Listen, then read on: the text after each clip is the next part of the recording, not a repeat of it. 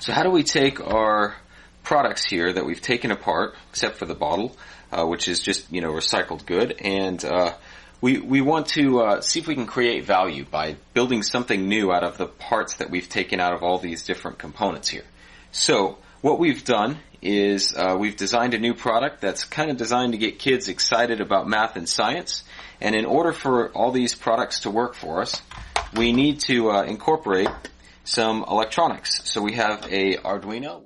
It's a basically programmable chip that you can easily wire to other components. It's great for prototyping.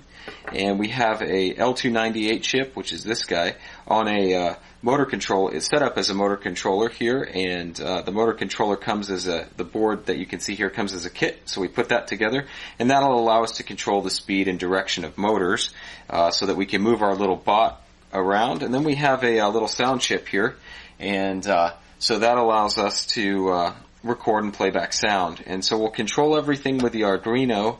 The motor controller will let us drive motors around, and then this guy will help us to record and play back sound. And we're going to use all of the parts from these products, or we're going to use some of the parts from these products to make something cool. So after 3 weeks of development, we've come up with BitsyBot. Bitsy is a little programmable robot that drives around and has a little personality. You can control Bitsy with a universal remote control, the one that we took apart actually, and that sends a signal right here to the IR sensor, and then that communicates with the Arduino board and tells the Arduino board that it just got a signal, and the Arduino can turn on and off different functions. So we can make Bitsy do a little dance, make its lights come on, and Bitsy has a couple of switches here. There's a switch here and a switch here, and those came out of the radio. And then you can see that Bitsy's nose came from a bottle cap and its eyes came from a bottle cap. And the power for Bitsy is just some batteries that you can get from Radio Shack in a battery holder. And the motors came from the hairdryer. So here's one of the hairdryer motors, and basically we use that as a wheel to push Bitsy around. Bitsy's also got the ability to record and play back sound, so we use that, and you can use the remote control to trigger that function.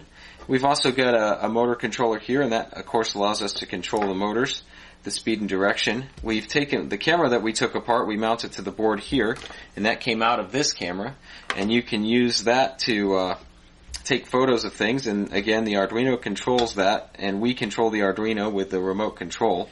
And you can see there's what's called a breadboard here, and that's where all the wires go to basically allow us to connect more things to the Arduino. And we have a number of resistors and transistors here. The resistors limit current flow, and the transistors are functioning as switches, so they allow us to control different devices again with our Arduino here.